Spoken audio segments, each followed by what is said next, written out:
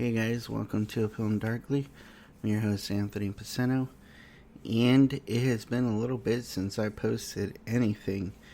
I've been really busy doing a whole lot of filmmaking and helping friends out with projects and getting ready to film my next project come late July, excuse me. So yeah, just a lot's been going on. I have been watching films. I haven't been just like kicking back doing nothing.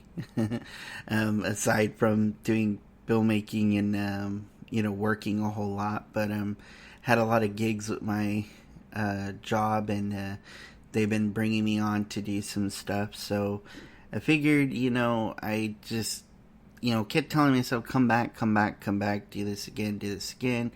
And every time I did, I just would forget. I would just kind of put it off and do something else, put it off and edit, put it off and watch another film, put it off and, do something else.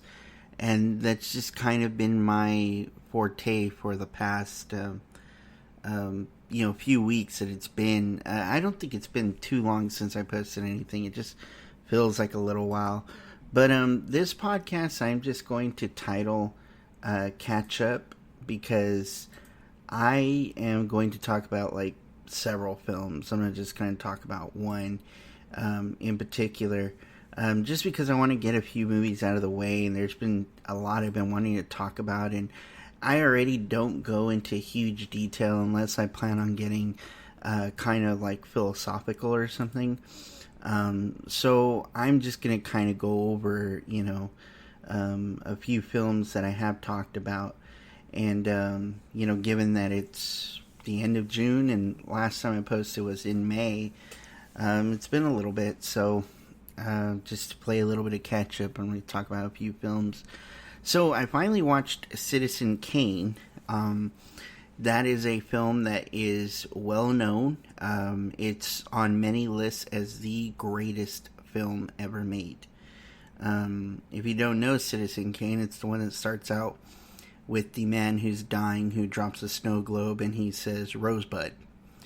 And unfortunately, because this movie is so ingrained in the zeitgeist and the culture of everything, it's not necessarily a movie you can watch nowadays and not know what it's about. You already know what it's about. And it's kind of unfortunate, because I realized watching this movie that had I not had any recollection or knowledge going into it of Rosebud, I would have enjoyed it more. Granted, I do have a difficult time with 50s and older films, mostly because of the sort of stage acting that you get, as opposed to the film acting that you see today.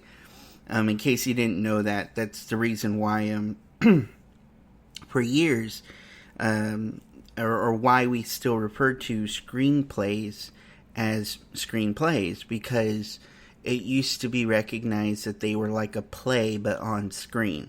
And so a lot of actors were coming from the stage. They're all stage actors. And to this day, a lot of major actors also do stage acting as well. So it's not uncommon at all. It's a very common practice. But back in those days, it was so very common to do that majority of films had actors who were just coming from the stage and didn't really do a whole lot in film. And they might do like one or two films. Sometimes they did a lot. It just depended.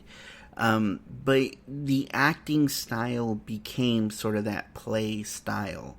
You didn't really get the, what you get today, which is sort of more of a realism. At least it's the closest to being as realistic as you can get. Because it's, very obvious in many cases that, lines characters say, situations, things like that, not so realistic. Film has always been a dramatization, but plays are kind of a dramatization of how an individual reacts and speaks and, thinks. You have these long monologues and things like that. And while a film like Citizen Kane doesn't necessarily do that, it still kind of has that old, feel to it that I'm not always a huge fan of. Don't get me wrong, I like a lot of older films. I like, one of my favorite films is 20 Million Miles to Earth. It's a Ray Harryhausen film. And one of my other favorite films is like the original 1930s King Kong. I really also like Creature from the Black Lagoon. I love the original. I'm a fan of a lot of original movies, especially like the Universal monster films that were made back in the 30s. So it's not to say I can't sit there and watch a movie that old. I can. I just don't particularly find myself enjoying that kind of acting. So for me, Citizen Kane, I was really interested more in the story and where the film was going to go, and it's just one of those movies where it's like, it's not a bad film, but I don't find it to be as fantastic as people made out. I do think it's a solid movie. I do think it's a great movie. I mean, a good movie.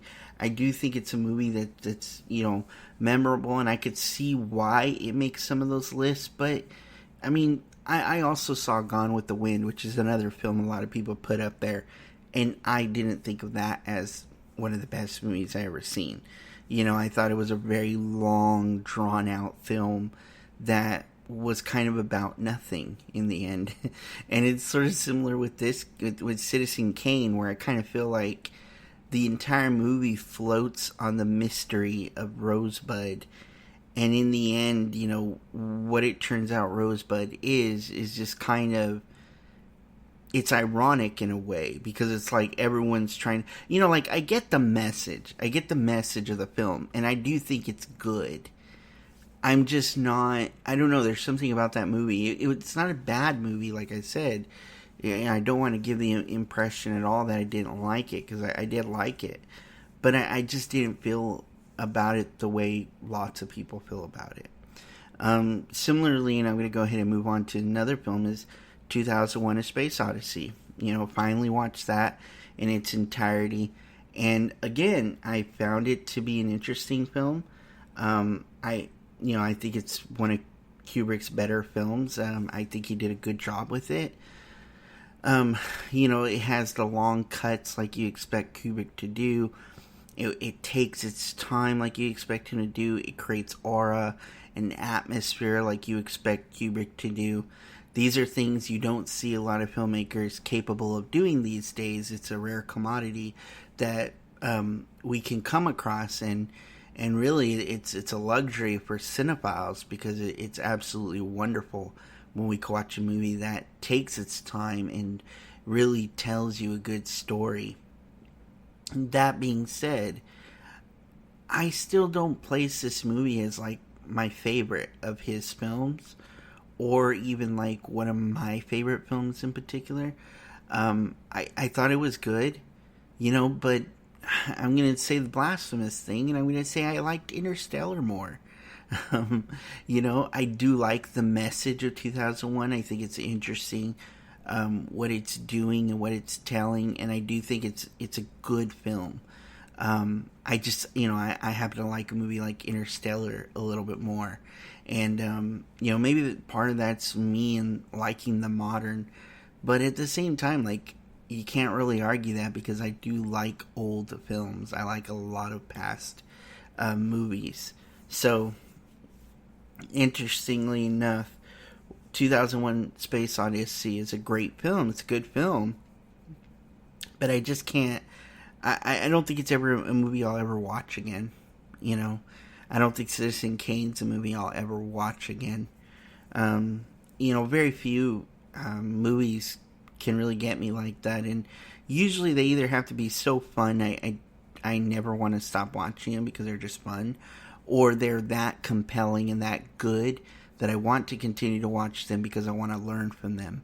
And Citizen Kane and 2001 aren't necessarily movies that line up with that for me. So that's just how I feel about that. I also revisited The Exorcist which is a movie I've not talked about on this channel. Such a great movie. It's so good.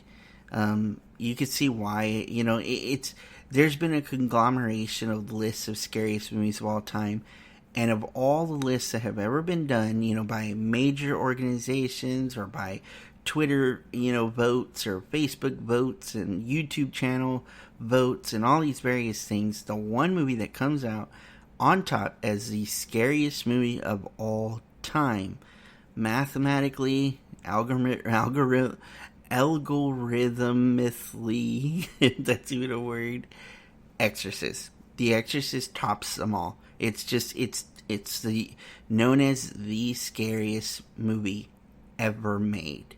And it kind of deserves it.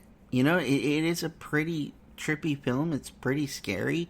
I don't know if I could say it's the scariest movie I've ever seen, but it's definitely pretty scary. It's definitely a movie that gives you a weird feeling. It kind of makes you feel icky inside, and it twists your stomach.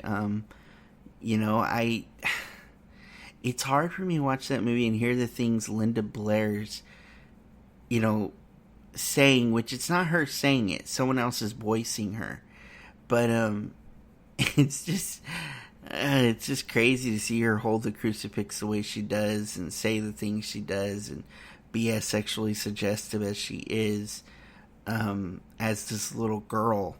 And it's a movie that's definitely controversial, especially in today's world. But I still think it's a really solid movie. I think it's well acted. When you hear about the set and you hear about the behind the scenes and what they went through, it's not great, but it is a good movie. But I don't ever think a director has to go through what that director, or not. The director doesn't have to go through, but I don't think a director ever has to put actors through what that director did to get what he wanted.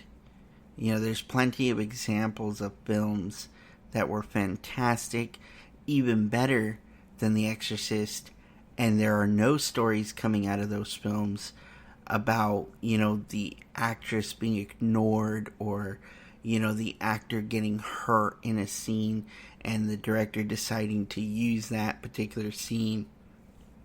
You just don't see things like that. This, real method type directing where you're just kind of abusing your cast to try and get what you think is the best results.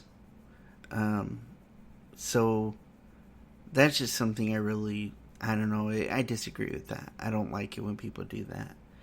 But it is what it is. That's unfortunately.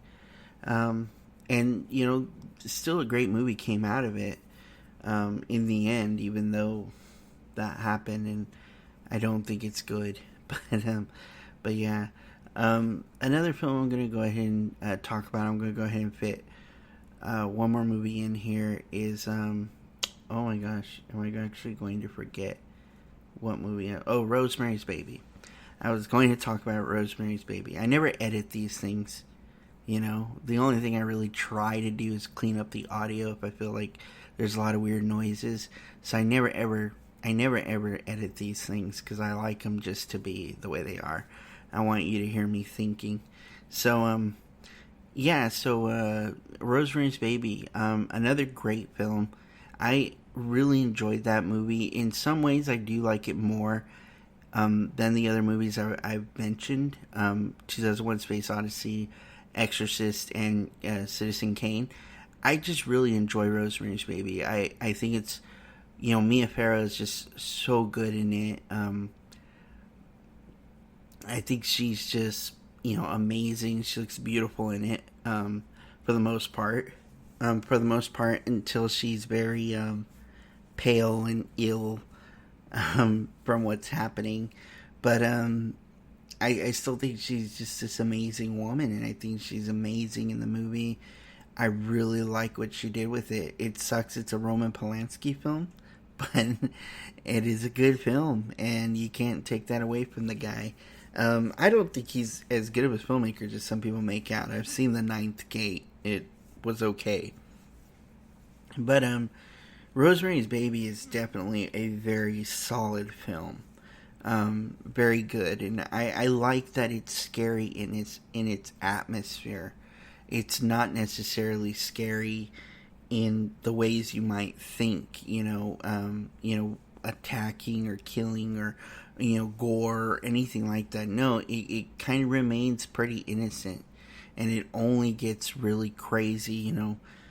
When everything is revealed, and you could see how where Ari Aster picked up with Hereditary. He said Rosemary's Baby was one of the films that kind of influenced him, and you could definitely see that. You could definitely see that in this film. So yeah, those are the movies all the movies I want to talk about. Because I kind of want to do my own podcast, or single podcast for Uncut Gems. That's a movie I watched not too long ago. I don't think I ever did one for the Pixar movie. What's that Pixar movie called? Oh my gosh, I can't remember what it's called. Onward. I didn't do one for Onward, but I'll be honest, I don't know if I will, because even though it's a solid Pixar film, it's not one that's like particularly memorable to me. I'm looking to make sure I didn't talk about this movie already, and I definitely didn't. But yeah, I didn't find Onward to be particularly special in any way. So those are just my thoughts on that. So anyways, creeping up on episode 100. I can't wait till I get there, and as soon as I get to episode 100, I am going to probably try and do something special. I would really like it if I could get someone else on the podcast and we could both just chit chat movies for a long while and just try and get try and do something along those lines. Maybe I'll get Michael S. Rodriguez and we'll talk a little bit about our show Strange Files, and just kind of go over some of the episodes and what we thought, and the care and the how long we've been at this thing, and how long he's been going and what all he's been through. So anyways, thanks for listening, guys, and I will talk to you later. Bye.